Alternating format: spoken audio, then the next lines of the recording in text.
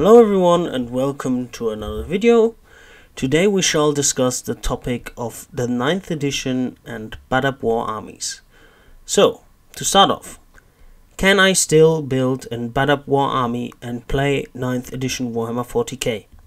The answer is yes, why shouldn't you? All the units that were there in the Badab War are still in the Space Marine Codex and its supplements. There will also be new Forge World books, so I guess the characters either get removed, which I think would be very sad, or they get new rules.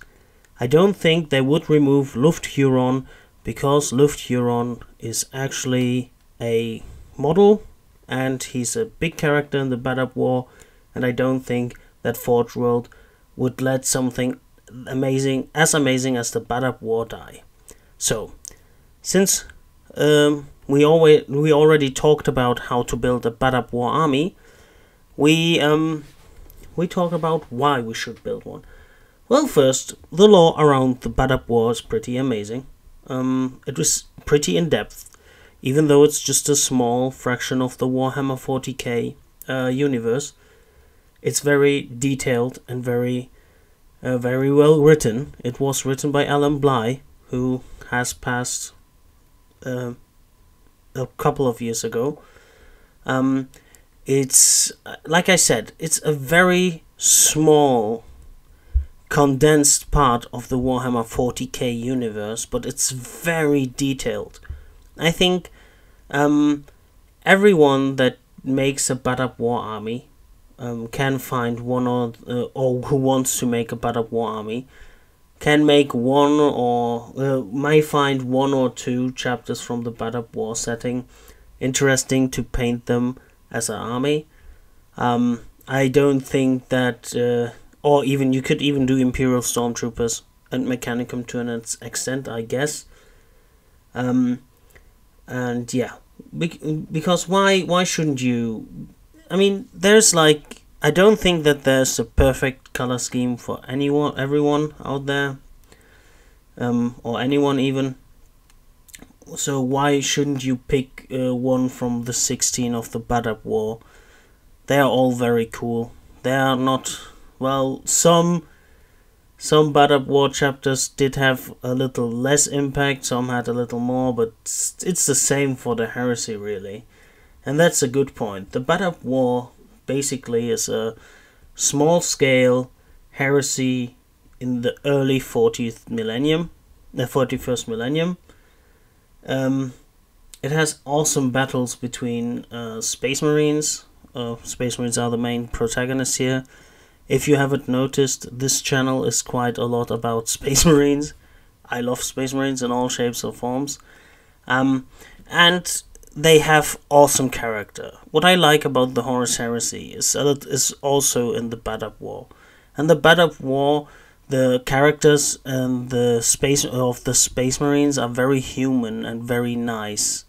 They are awesome characters, and they are not as flat as the Space Marines usually are depicted in the other books. Like in the Badab War book, for example, Chapter Master Karab Kolin, the nobility of him and the Red Scorpions come through a lot, while I find in a lot of Warhammer 40k novels, the nobility of Space Marines doesn't come through. For example, in the Black Reach, the Black Templars act towards the humans like the humans are useless.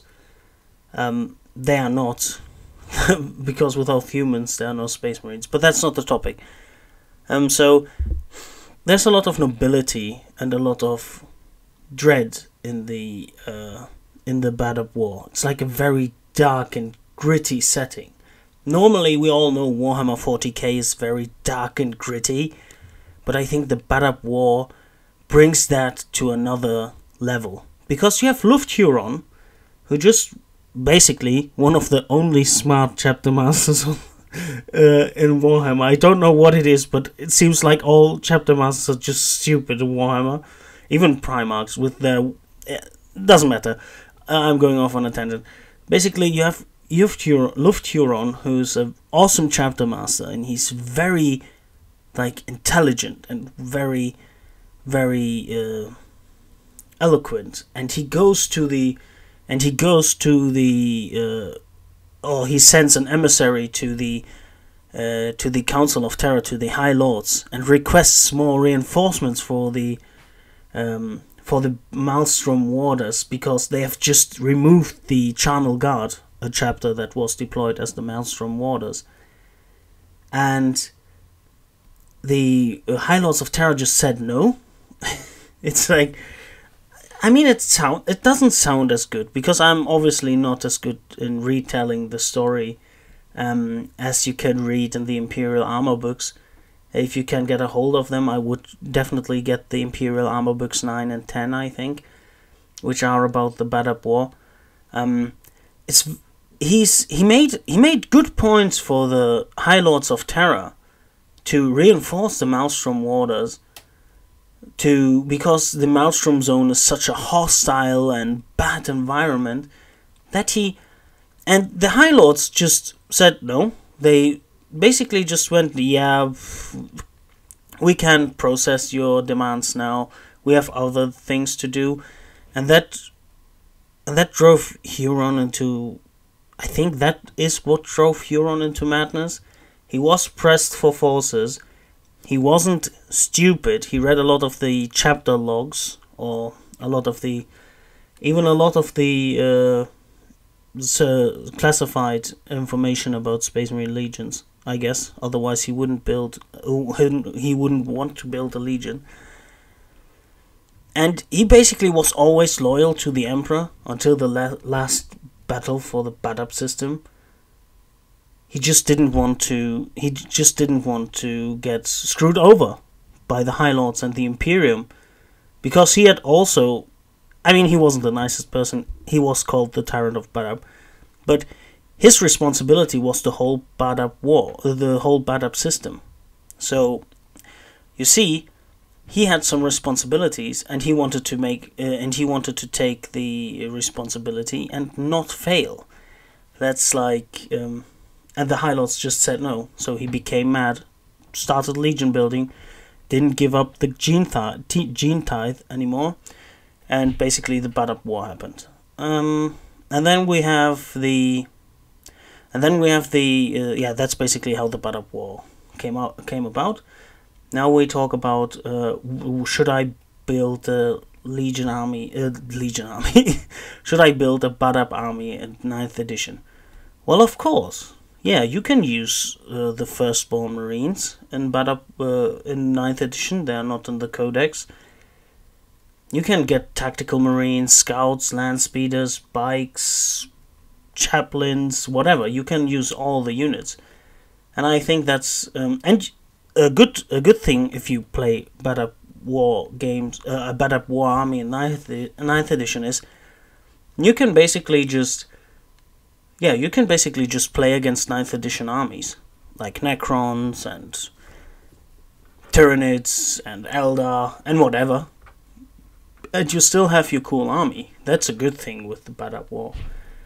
I've seen people play Legion 30k rules for Badab War, but I wouldn't do that personally, because the legions differ too much from chapters. But basically, if you want to have a Badab army, why shouldn't you? 9th edition, I think, has a lot of good changes from 8th, so you shouldn't feel bad for using Mini Marines or Firstborn Marines, because Primaris are so much stronger. I don't think that's a big thing in 8th edition anymore, that the Space Marines, the Primaris Marines are so much stronger. And even then, if you are making a Badab War army, you're probably in for the narrative and not for the strength of the army.